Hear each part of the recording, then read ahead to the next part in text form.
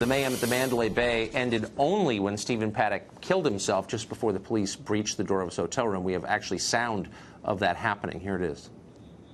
And on the suspect's door. I need everybody in that hallway to be aware of it and get back. We need to pop this and see if we get any type of response from this guy to see if he's in here or if he's actually moved out somewhere else.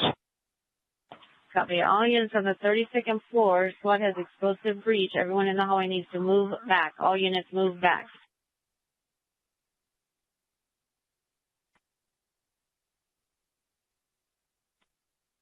Breach.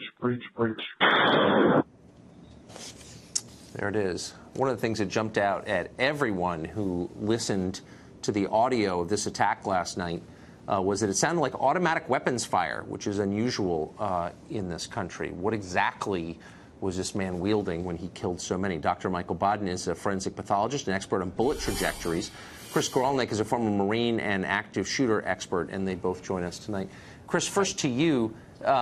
There's usually a lot of focus on the firearms, which may or may not be that relevant. But in this case, it maybe is relevant because it did sound like automatic weapons fire. Was it? And if so, what does that mean exactly?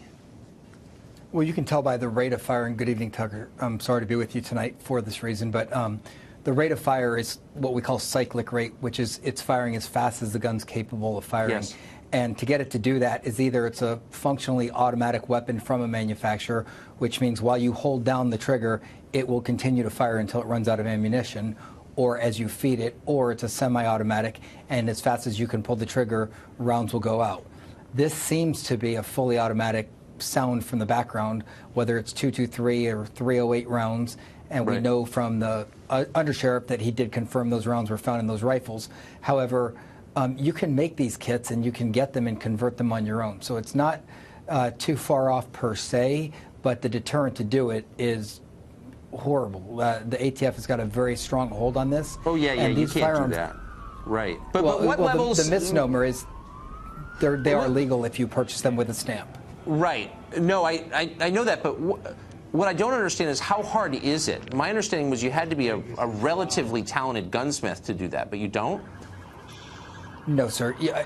I'm not going to tell you how on TV, but you can basically change a couple pieces within the mechanism of near the trigger and turn a semi-automatic weapon into a fully automatic weapon. You get in a lot of trouble for that. I guess this guy, of course, didn't care. Didn't care. Doctor, what are pathologists learning as they examine the victims of this tragedy today? What will they be looking for? Well, one of the things that the coroner's office pathologist will do is remove as many bullets as they can for the police, and the police will go around to the coroner's office and to each of the hospitals to get every bullet that's removed from every patient, and they will then be able to find out from which weapons the bullets came from. And this is to ensure that there wasn't a second shooter with another gun that wasn't present at the scene. Right. An issue that comes up will come up sometime. But the most important thing they're doing right now is to deal with the families who are at the office and they want to know who's dead and they want to get their loved one back. And the identification of the bodies is the first procedure that goes on in the coroner's office. Right, of course it is. I wish we had more time. We're bumping up against a hard break, unfortunately. Michael and Chris, thank you both very much. Thank you, Tucker. Thank you, Tucker.